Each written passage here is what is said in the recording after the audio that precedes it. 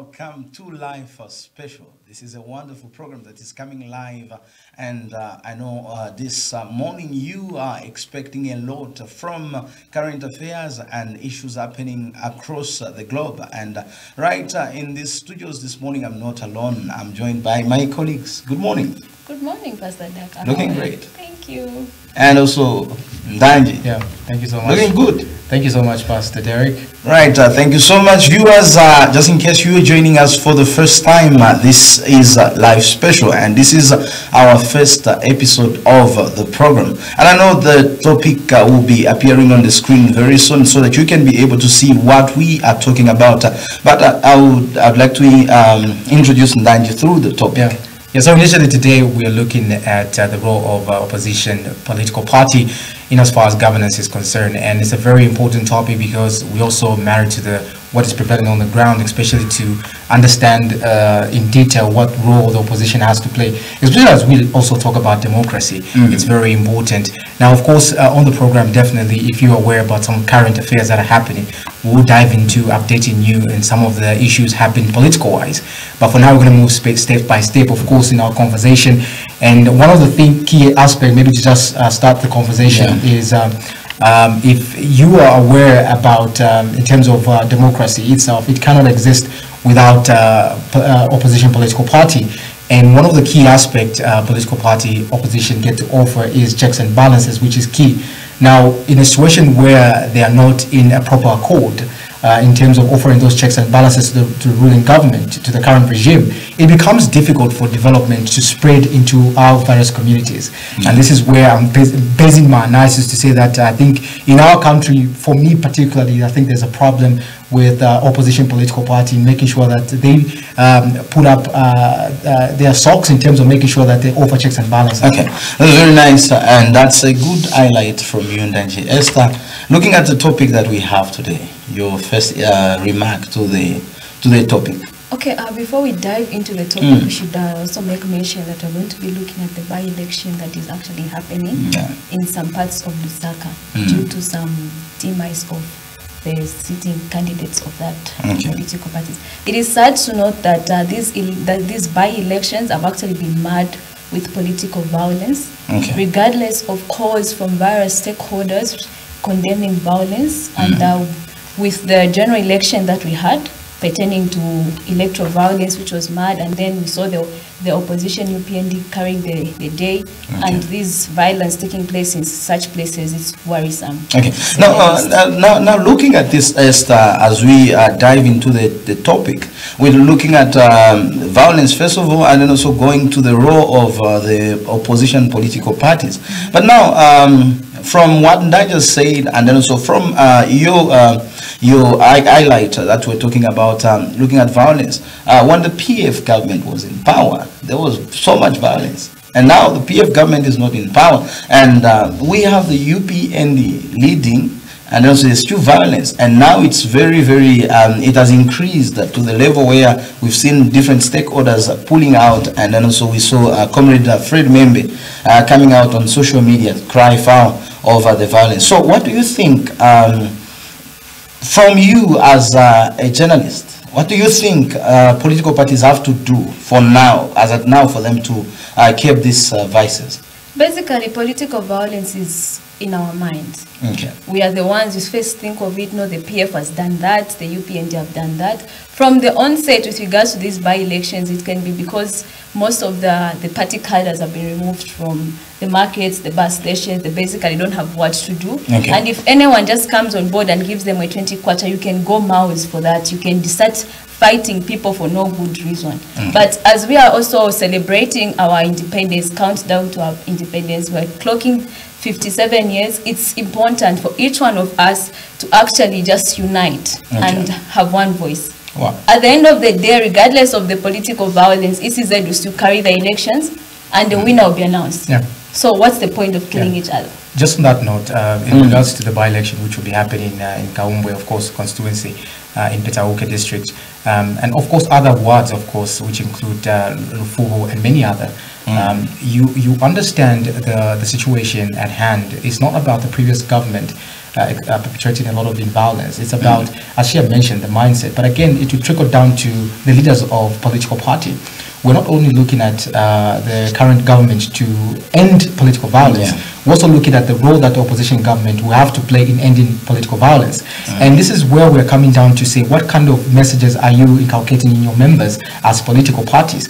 And the question comes down to also what is really happening with our opposition political parties. There's so much disparity in our opposition political parties. And then it begs a question to many Zambians to say that, do we have a true political opposition party that can offer proper checks and balances and make sure that the problems we are facing are also addressed from that different point of view? Now, coming back to political violence, if you just look at what the president did indicate, the president Hakainde Hichilema did indicate to say that he is going to have zero tolerance to political violence. His member, the message he's sending to this member is zero tolerance to political violence.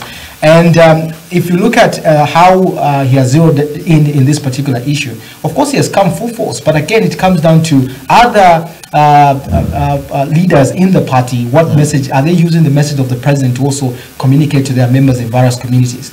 So it all comes down to the mindset and changing it. But now, Nanji, we're talking about the mindset. The attacks were going on from two political parties, the PF then and the UPND. But now we have the mighty PF out of power, and then we have the UPND in power, ruling. And so these two, are we talking about them changing their mindset, or maybe we have other perpetrators hiding through these two political parties? Are you aware of what causes violence? It's about territory. It's about fighting for territory. In and all, if you look at our market and bus station, for example, why is there too much conflict there? It's because they want to control those territory. Why are they trying to control those territory? Because that's where they think revenue is for them to be empowered. So it's a question of how do the leaders now change the idea, the ideology between to say you can only make money in these territories, but you can actually expand your skills and make genuine money that can sustain you. And that's the reason why we're trickling down to the mindset. It's not because we are saying that's the real cause. The real cause again is, where do we make money from? You get the point? Yeah, but now they have been removed from the market. So where are they going to make the money from? That's why they resorted into escalating the political violence issue. Like, that's just a by-election. But see what is happening. Now it's just a by-election. What not. And the African mentality of politics, this has to change as well, because if you look at politics in Africa, it's about war, for example. It's about fighting. They say it's a survival of the fittest, which is wrong, by the way. We just came up from National Day of Prayer. It was about reconciliation. I think if you look at also the theme which was there, of course it did beg sustained unity and prosperity. But again, the question is, are the leaders teaching the right message to the general public? Because I think, I don't want to dive into the academic aspect of the mind, because actually the true cause is that my psychology does indicate to say that when you inculcate a certain level of understanding in the human being, it's got a direct effect on how they respond in their livelihood. So for over the onset, since 1964 down to 1991, the all issues has been fighting for the fittest, the one who is fit will survive. That has been drawn up to now, the now politics. So now the newer leaders that we're having come on board, this is where now they challenge the narrative to say that, no, I think the politics we should be embracing is the politics of ideas, competing on ideas, not fighting. Let that card that we say, the card that comes in with the party manifesto, challenge me, and then I will respond to that. The problem is we have taken politics too personal. We do not idealize everything and handle it in an amicable manner. Coming in, viewers, if you were watching us for the first time and you're coming through, this is a live special. There is a number on the screen. You can get two SMS, your views, your contribution on that very number that is on the screen. And then also you can follow us live on Facebook, and then also you can follow us on DSTV channel 277, and then also on Topstar 112 and 93 on Go TV. Right, back to Ndanji. Ndanji, this is reality, and let's just go to our topic of discussion for today. The role of the opposition political party. Number one, checks and balances. Checks and balances. And one of the things. And Sean Tembo Right. So there are examples that we have. We have Enoch Roosevelt, Tonga. whom we expect to have on the line today. And then, so we have Enoch Roosevelt Tonga, who was critical even to President Lungu. Now on President Hakainde Hichilema saying HH must fall. And then also we have Sean Tembo, the critical one. So now, what is the role of the opposition? Let me break it down for you. When I talk about checks and balances, I'm not just referring to you writing an article on Facebook and posting it and saying, okay, this is supposed to be done and this has to be done. Okay. Look, when you're offering critics, for example, as an opposition leader, right, you also seek to offer solutions. Because one of the things that the Zambian people are interested in is an opposition that can be relevant. In terms of relevant, if government are proposing policies which do not correlate with what really is happening on the ground, you need an opposition that can strongly challenge those policies so that we can have a different divergent approach to those policies to offer proper development that is needed by the Zambian people. For now, for example, opposition, the wrong turn that they are taking as opposition is always fighting to be the president. That's a wrong move. Fight to have parliamentarians to challenge the policies within parliament. And this is always where I get to drag into, because you know what will lead you to form government is parliament. Okay. So if you're going to aim to be the president, you are going in the wrong direction. Because one of the things, the Zambia, the communities where we come from. Are you trying to say that our opposition that we have right now, they are not fighting or providing checks and balances, they're just aiming for the big Look at the just ended general election. Yeah. How many MPs, for example, stood on the so-called opposition that were supported by the same opposition to say stand as MP and run as MP and be voted as MP? So them, it's about paying the nomination for presidential candidate, but not looking at the bigger picture. The bigger picture is forming parliamentarians which will run the agenda of the community, and also that agenda which will make you become the president of the country. So in this case, you are talking of people like Amududu, who managed to bring an MP. Big up to such opposition, because now that strategy can work for them, because I believe now they have a voice in parliament. Yeah. Yes. And so now, what are you trying to say about Sean Tembo? Like he's there, he's offering his checks and balances. To be honest, yes, he's doing a good job. He's doing a good job, but I'm saying what will make him form government is what he needs to also prioritize. Yeah, he can have good policies as an opposition, but he cannot stand alone. It's not a one-man ship. Okay. It has to have allies that take him to where he wants to be. Look, we're talking about the opposition, the role of the opposition, political parties. We saw in the PF regime that we saw from parliament side, where you would see, the parliamentarians from the current government now walking, from debates, and also, making some funny moves from parliament each and every day. And so those people are elected by the people and not by their president. But when they're given orders by their president to walk out, they do walk out. So what do you think about? You have raised a but then that's their right, because it's there, it's enshrined in their constitution. It is their right. If you're against something in parliament, you're free to walk. But again, it comes to the... So the job of the opposition is to walk out, to oppose everything. It's not their job to walk out or oppose.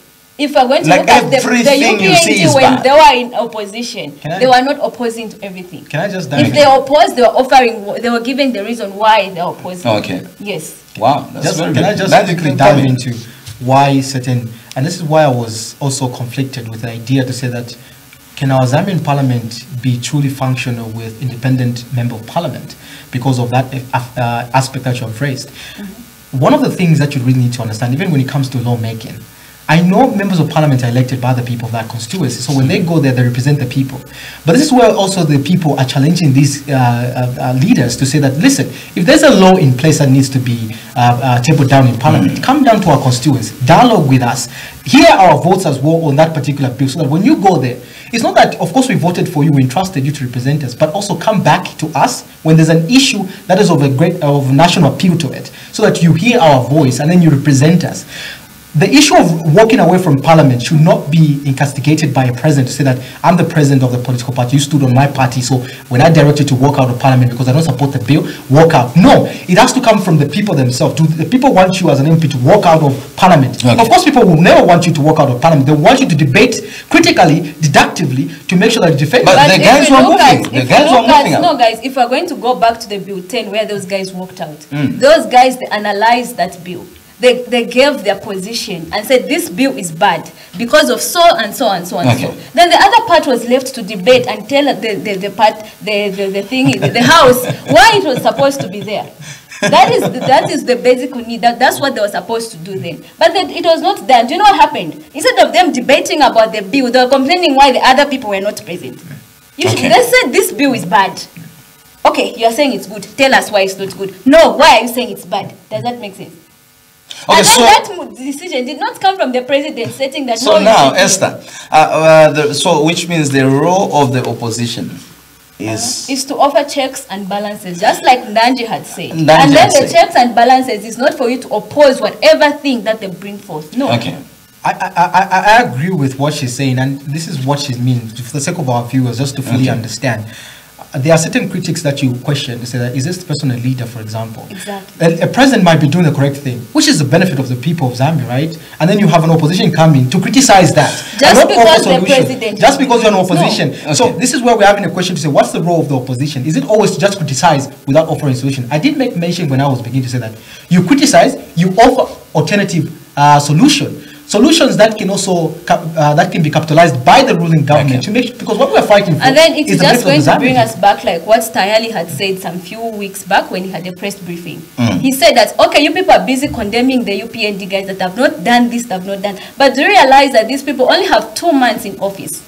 It's not possible for someone to start bringing in free education now, when we are still living under the PF budget. Okay, just to say the truth. He mentioned the UPND budget for next year is not even out. Speaking about the budget, it's something that I want to refer to when we. So he actually mentioned about the budget, and away from that, so offering checks and balances, and then let's look at this issue of checking on the president's suits, color. What the president is driving by opposition. Is that necessary? Is that necessary for a political leader to rise and say the president is not changing his suits, the president is not driving? What makes you think like he has not changed? What if Ndanja has got? So those are some of the critics that we are saying. It is in public domain where a certain named political leader posted. This is where we are having a conversation. What is the true role of opposition? Is it to criticize on a suit, for example? Is that relevant to the Zambian people? Is it to criticize on which car the president is using? Is that relevant to the Zambian people? For the president to move to, for example, in terms of using like the jet that we had, the issue of the jet. You know what that issue? It's a positive criticism, but offer solutions. For example, if you're going to criticize to say that it's an expensive asset or the president is entitled to that jet, you're based on assets to say, of course, the president, we don't need our president to be looking poor, for example, when he's going to represent the country. We want him to have that confidence, and also investor to have confidence to say that where we're investing our money to, we know that these are the people that are well. The UPND, when in opposition, they were calling for the jet to be sold. When they got sold it? No. When the moment they got into power, they tried to sell, and then they knew that they cannot sell that jet because it's not in the hand. It's a military asset. Yeah. With that being said, instead of the president using, he resorted to using his own. Again, it's an expense. He was looking at expense. Because the expense, that thing is too expensive as compared to the one that he commercial. Used. No, using the commercial is much cheaper than using the jet. Exactly. Yeah. So there's no way someone can come, despite giving you those reasons, you still want to find something to criticize. So so which means we need opposition parties, political leaders to do their checks and balances by Can I flip something with you? Can I flip something? Let me ask you a question. I know you're the one posing the question. So let me flip it to you. No problem. What are some of the entitlement of a president when he enters into office? Does a president need a car? Does he need a car? He needs a resident, right? The president is entitled to a resident. What other things is a president entitled to? So when an opposition begins zeroing down into those components, then you understand that such critics are not necessary, because those issues are basically entitlement of a president, a sitting president. Now we begin now channeling our energy and our critics to something that now the president is doing, which is wrong against the constitution. Then you have a relevant opposition. Okay. Now, and not the opposition just looks at your suit. No, you're not supposed to wear that suit. No, you're not supposed to wear that necktie. Like, seriously? People need food on their tables, not such critics that are bringing on the table. All right, viewers, if you are following this program and you have your contribution on the topic of today. I don't know if you have any message, you can rightly send it to the number that is popping on the screen, 0978639512. That's a number that you can send us your contribution to, and I'm having a wonderful discussion with Ndanji and Esther. Now, Ndanji, let's go straight to one of the things that we have on the table, and this is the Calabar issue. The Ari Calabar issue. This is one of the things that has made a lot of people, you know, joke and also laugh about the the opposition in Zambia. We had NDC, we have now DP, we had MMD, you know, having fractions. But now there's the DP. Their political leader has been suspended or expelled from the party. And speculations and also matters arising are that he was invited in the party and not the founder of the party. So the real founders of the party have expelled him from the party because they sponsored him to stand as their candidate in the just ended elections. So what is your view, first of all, about these political parties and the fractions rising in the parties, especially as we are in the new dawn? Just to start up the conversation is, of course, any party is entitled to a constitution, a party constitution, that will help in directing on how they channel their power and where do they give, who they give the power. Yes, they're entitled to that. But again, for example, if we look at Hari Calabar served in the PF government before as a foreign minister. And he understands very well that a constitution of a political party is very key and very important, just as well as the national constitution, because when you go against it, of course, there are repercussions that comes as a result of that. But coming down to the issue at hand, my concern, because I was running into the facts of the issue, and which I'm still drawing into. But of course, as you mentioned, there are speculations on his expulsion from the party, which are baseless. For example, for me, I see them as baseless. And this is where, when you know that there's an opposition government that has got the potential to form government at one point, for example, they are bound to have certain issues. But what I was puzzled again was the fact to say that is this move about being relevant as an opposition, or is it something that is actually happening? Until I got to know that it's actually happening, and this is what is on the ground. Of course, the president, Hari Calabar of DP party, has been expelled. According to the party, said he did breach the constitution of the party, and therefore he's bound to that expulsion. But again, what are we saying? What are we showing to the Zambian people, especially as they look into the opposition government for betterment of what the government might be going wrong in terms of implementing development for the Zambian people? What I'm seeing now, from the DP point of view, is that I think they need to put their house in order, which is very important. And in as much as Hari Calabar, having served in government before, you understand very well that putting your house in order is very key, especially winning the Zambian people's confidence of the Zambian people, and you aiming to form government at the later point. So for me, I'm still puzzled and I'm still conflicted. I know we have a clip later on that we will be definitely diving into, just to hear what they had to say during the press briefing that they had.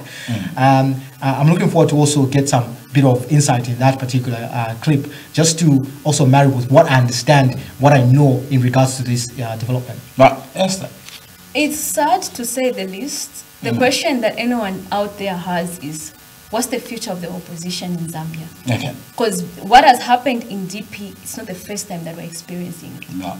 We had the MMD, right now there are two camps. And then we also have, what's this? NDC. Yeah. The same is happening. Okay. It's more like they're just inheriting. It's a genetic disease for all oppositions, Okay. I may say the least. That's very good. So viewers, if you are following right now, I just want to I want you to check on this clip that we have. We have a clip from the party, and then also there's Precious Ntambu, who is the SG for the party, DP party. We have a clip, and then also we have another clip from yesterday's press briefing, or maybe I would say standing interview, where punches were shown. And I'm sure Danji, I don't know if you have ambitions of becoming... Punches are normal in parliament. Punches are normal, as long as you're fighting for the Zambian people. Wow. Yeah. And right, we have those clips, and we have two clips coming through for you. After these clips, we'll be back. And I know Esther has a lot to say, and Danji. But stay tuned. Don't go away. We'll be back soon. Stay tuned.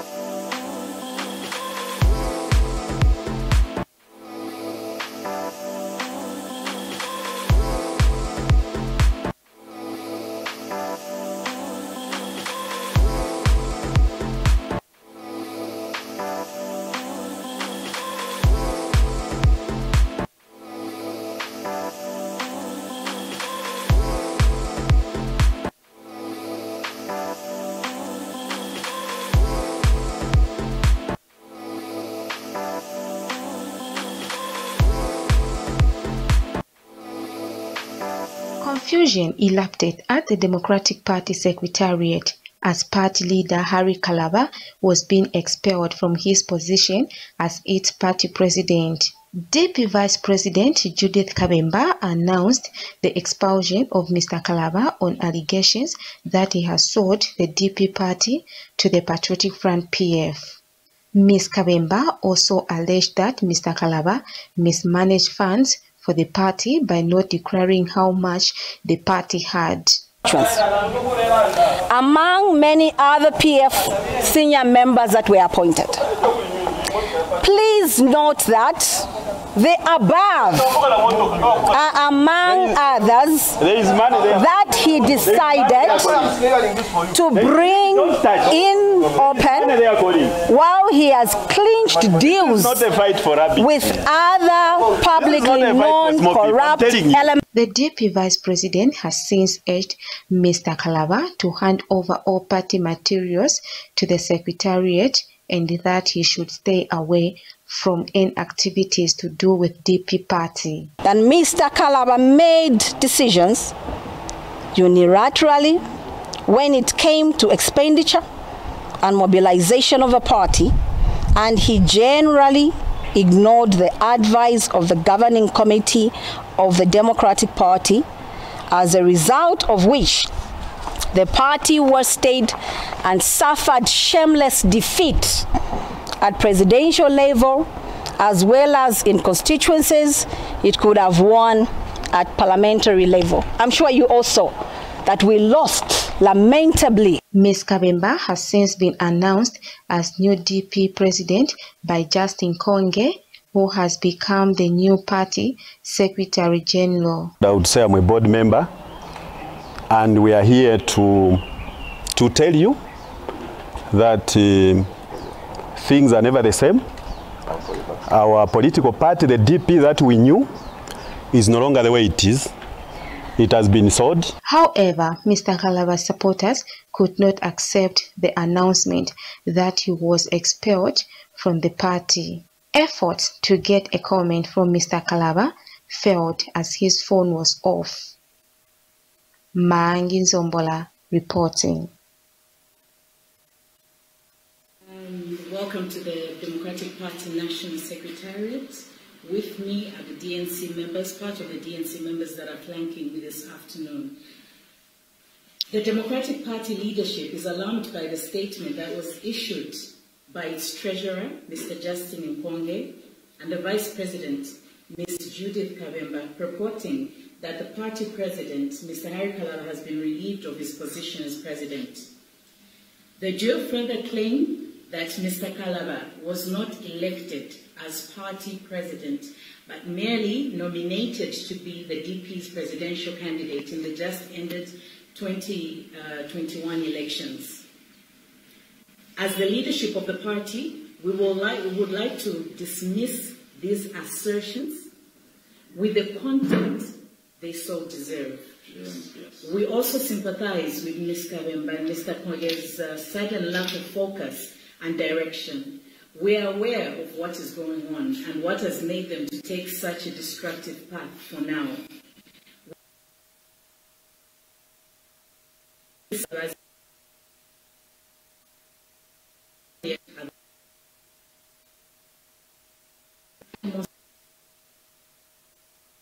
Surety, because as DP, that is who we are, and I'm sure everybody else knows that's what we are all about. And this is the kind of politics we've been preaching about and would like to encourage in this nation. For the record, beloved Zambians, Mr. Kalaba is the president of the Democratic Party, and all members and well-wishers are advised not to be alarmed. Mr. Kalaba is firmly in charge of the party, and even as the party leadership is behind him as their leader who was elected during November. As such, the trustees and members of the DNC, and indeed the entire leadership, would like to affirm it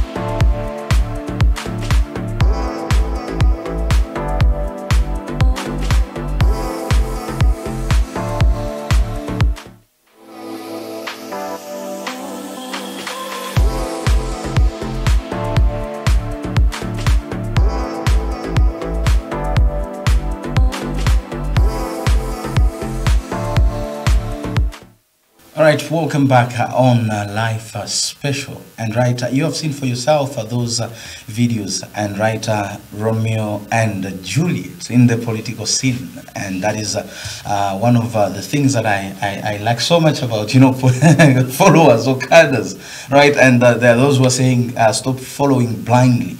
Nanji, from the speech, from the two sides in the same political party, what do you think? Was there enmity already, or maybe something that was, just from your own perception? Yeah. So to be honest, if we all watched that, and the viewers did watch that one, there's completely division in the DP party.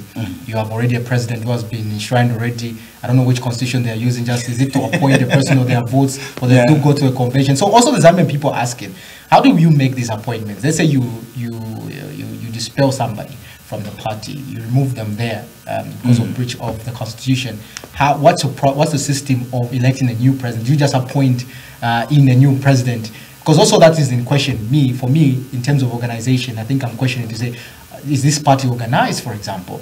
But anyway, the whole issue is showing that there are two camps actually in the DP. Okay. DP is a young political party, if we have to know. That just shows that these camps, they have not emerged now, they've been there. Yeah. They're just pretending to be supporting him, when basically they are not working with him. What they wanted were and the funny part where Zambians we suffer a lot is because people don't show their true color when they're vying to belong to a political party. I wish people can show a true color, and they say there are no enemies in politics. I think this also has contributed to the dilution of our political scenery.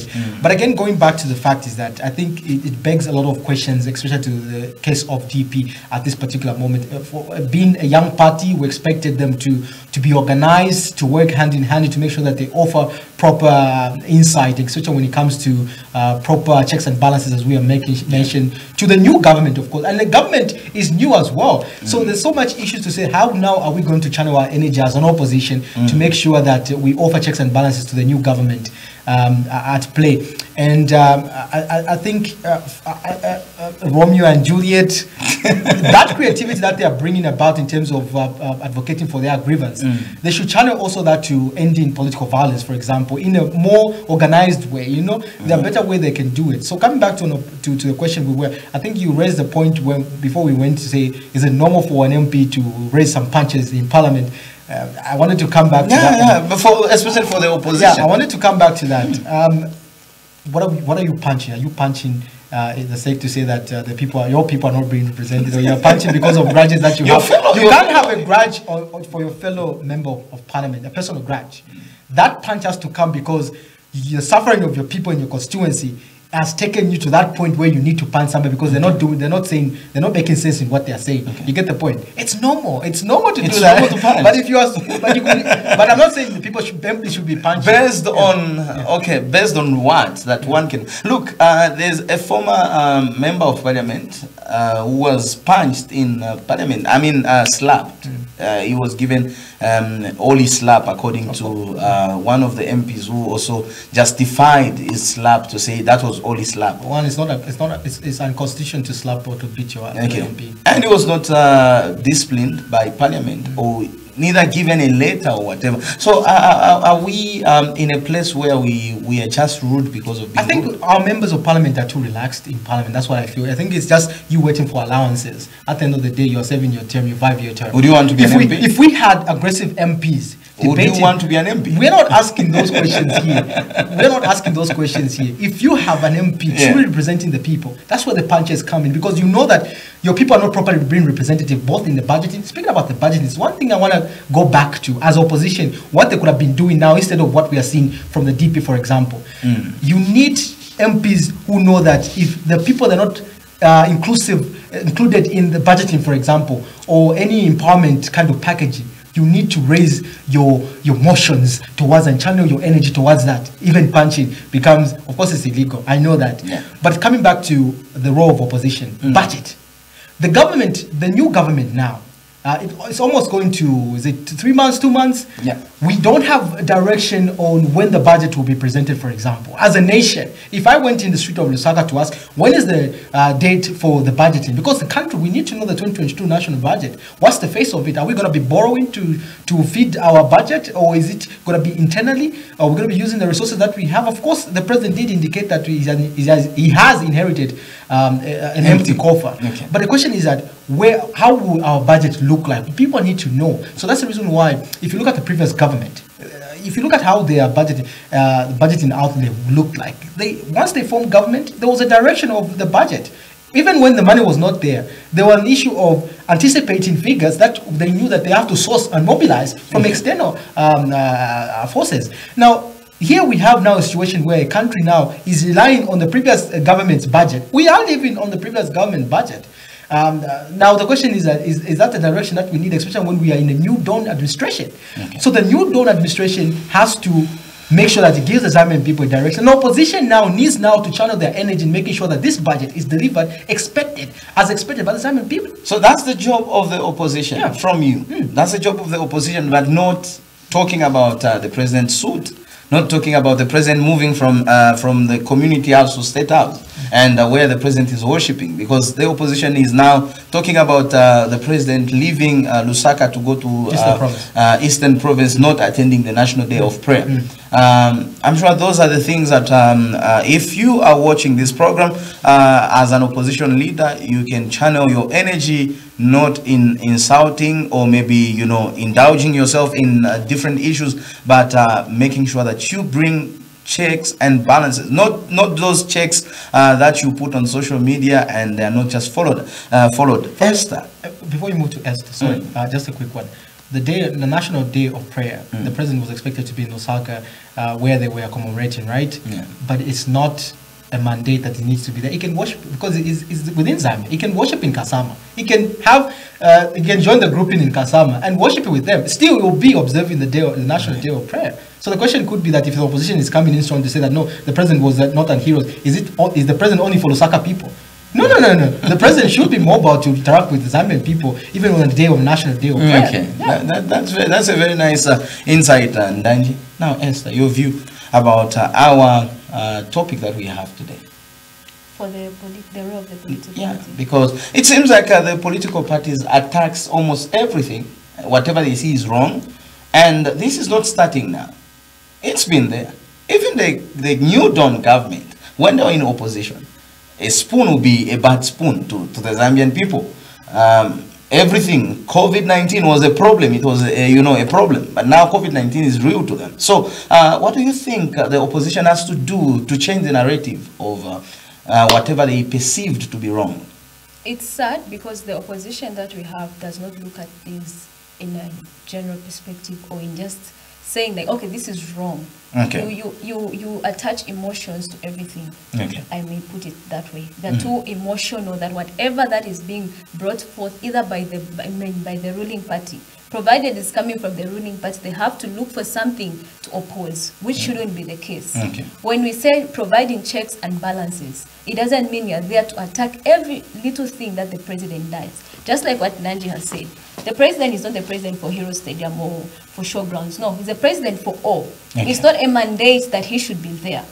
Because even the person who declared that day and for the past 5 years has been observing that day at Hero Stadium did not do it this year. Okay. But it was, yes, he actually observed, but he was not at Heroes like he has always. Is he supposed to be opposition? Exactly. Is in opposition now? What is his role? Exactly. As an opposition government? Is it to continue? Because if you declared, if that day was declared in your regime, it means that is a legacy on its own. And of course, as a Christian nation, of course, it's a plus to us. But you needed to continue with the because now we can say that you did it. For us as Zambians, what we will see that oh, it was a gimmick maybe. That's what we would say. The issue is not about HH physically being at showgrounds. He sent in his representative, that's the vice president. The vice president was there. Not forgetting that this is the very woman who was very much against this same gathering. Well, not only her, but the entire UPND clan. Wow, this is against it. To cut you short, Esther, you have mentioned a very important keynote here. Madam Vice President is actually a reverend, a clergy per se, away from being a president. And putting now politics aside and also putting, religion aside, we look at this person who opposed the day. That was National my point Prayer. before Yeah. you went into Yeah, so I want to bring you to bring you to book so that you can explain to the viewers and everyone, and also Nanji can give us his view, because this is something that we have to find everyone in their box. So this is something that they opposed, and now it's something that they are embracing. Exactly. Is there anything wrong with a politician, or maybe a politician pretends to be, in any mood at any time? I will not say mood. What these guys have done is not like they're being moody or something. They opposed the day of national prayer. They had their own reasons. They said there's no way you can go and fast the entire day when the country is actually hungry. Okay. But adding more hunger to the one day hunger, that's it. But when they got into office, they said okay, this day has been put there for unity. This is when they now saw the unity purpose of it. Yeah. Okay. And then they did not shun that day. If they wanted, if they still maintained their opposition, they could have said, this day is out. And we could have just been there speculating, no, this is bad, but you're forgetting that the day was a game changer for the entire country. Exactly. It was a time when we used to face a lot of problems. It came at the wrong time. It came at the wrong time. The aim of it was for unity. But it was difficult to convince people that there's unity. So you mean it came at the right or wrong time? This is came at the time when the country was actually lowering in poverty. Wow. And people, all they needed then, they needed not prayer. They needed prayer.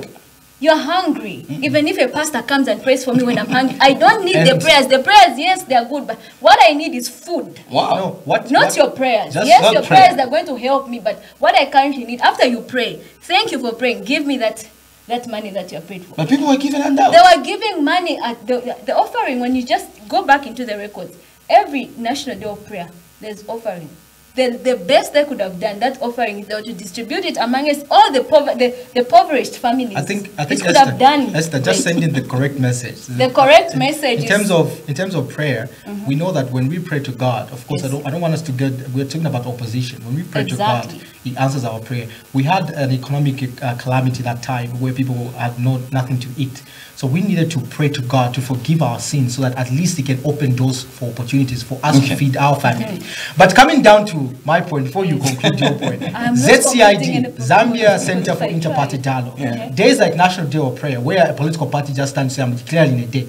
This is again a role of certain stakeholders which have got a mandate to bring political parties together to also plan how they can structure these issues like national events, for example, which are about to be announced. And for example, the violence that we are seeing, it also comes down to this body, which is a very good body. And if it is well properly organized and supported, this body can bring about a lot of change in terms of all these problems that we are facing within the political party. Okay. But again, it's about inclusiveness in their approach. So I come down to the fact to say that even the National Day, when it was pronounced, was there any dialogue between political parties? Because they knew that they were not going to stay in government forever. Okay. They knew that there would be a party. So how are we going to approach the day now? How are we going to approach the day now? It still comes back to checks and balances. Checks and balances. You are in opposition, you're offering your checks based on emotions. Wow. And then it comes back to haunt you. In politics. Like what's happening right now. Politics. They now have to defend themselves. Why they observed that day. The day that they were critically against. In politics, there's what we call political connotation. Yes. A politician will come to you and give you what you want to hear, when you want it. But they have their own personal agenda. The fear we have with our opposition and our government and our party, politicians pay them. Your party. And our party. Your party. No, we know that we are Zambians and we are entitled to have a party. I can have a party, and I'm going to write to that. But I'm not revealing the power. I'm just saying. Just what are we saying of the president who declared this day and has observed this day for the past 5 years? And couldn't go He has there. been at Hero Stadium. Every year celebrating this particular day. Like what I wanted but to on say. that particular day, he chose to go to a different venue, regardless of him knowing where the venue is. Can I, let me, this is Was why I he wanted to ask. This is invited? why It's not about inviting, it was open It's to all. open. Every Jim and Jack can go there without any invitation. I wanted to clarify that point. This is how I wanted to clarify the what we call political connotation, like I mentioned. So a politician will use that. So it can be one of the strategy to gain favor from the Zambian people. So that's So until when that favor is now taken away, you feel, some people can feel embarrassed. It's normal, you're human. So initially, for example, Euro Stadium was a venue that they created, right? They knew that maybe the president might be there. So it may be for the person in play, I'm not mentioning them, for the person in play might feel a bit intimidated somehow to say that. But if we're I looking go, at unity. It's unity, a yes. sustained unity for the country. And this is something the that we are- purpose of that prayer was for unity. And this is what- If you fail to maintain that unity, if you're not part of, if you're just because you're not in office, that doesn't mean that you're not united. And this is what we're challenging to say, that they realign themselves and understand to say that, look, this is the true call to action. Let's remove ourselves and put the national interest first. Okay. Now, because when we talk about this, who go on, then the role of the opposition is to offer checks and balances. Proper checks and not checks of, attacking your fellow opposition leader. And we are on the show. I don't know if we have any message from transmission. Please, you can give us those messages, bring them on the screen so we can talk to our viewers live on this wonderful program. The number is on the screen. If you're following us, you can just make sure that you make mention and then also you put hashtag live special. This program will be coming live on these platforms, and we'll make sure that we give you issues that are affecting the community and the globe at large. So back to our topic, Ndanji.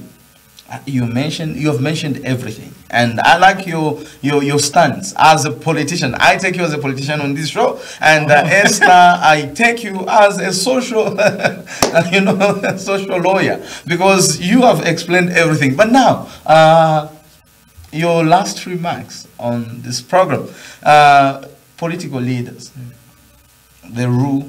The role of. First of all, let me just single them as a party leader. What do we expect from a party leader? Just, opposition party leader, such as, we have a lot of them. We have Dr. Nevas Mumba, we have Shalakateka, we have Sean Tembo, we have there are a number. Number of them, a lot of them, and then also we have Steve. And that's another fear that we have, by the way. Yeah, we have a lot of them. Of why this number keeps increasing, but is this also leading us to division in terms of how we move as a country? Because if we're all fighting for if you look at the manifestos of political parties, they are similar. I've had the privilege of reading almost every political party manifesto, and I will tell you it's just a minute difference. Now, what's the question of forming a political party when you can merge together and support one another and drive Zambia forward? But anyway, you were telling me that I should close with my last remark, so I'm gonna say that first of all, when you talk about servitude, it's something that you need to ponder on as a leader. What is servitude? when you want to serve the Zambian people, what are you saying? When you do the self-introspect, then you begin to align your thoughts in a direct connection, because then all these issues of us talking about the role of opposition wouldn't even be there, because now you know what you're fighting for. You're fighting for the betterment of Zambia, the betterment of your children. Because to be honest, leaders will also genuinely they'll fight for their children's future, and then the country's future. They are human.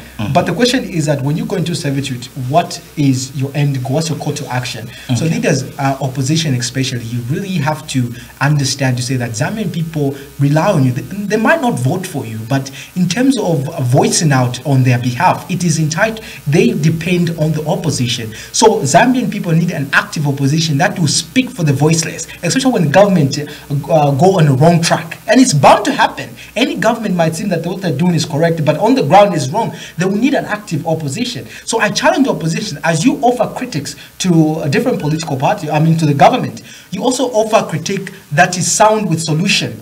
And also not just offer critiques to the ruling government, also to the opposition government. Offer within yourself, because you know that one day, one of those parties will form government. So I've seen maybe one, but I'm never going to mention that opposition. I've seen one criticize the other opposition when they are open opposition, because that's a potential party that can form government. So within yourself, you're also offering checks and balances in terms of the policies and manifestos that you have. That's the direction we want to see as Zambians. I'm going to end there. I can talk over and over, but I'm going to end there. Okay, thank you so much. Esther?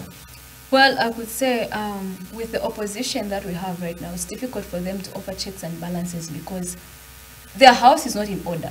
Okay. They need to first of all put their houses in order. There's no way Harry Kalaba can come here and tell us and give checks and balances to UPND. In what capacity? Because he has failed. There's total confusion in his party. There's MMD, there's confusion in their party. They have to first put their houses in order before you offer checks and balances. Okay.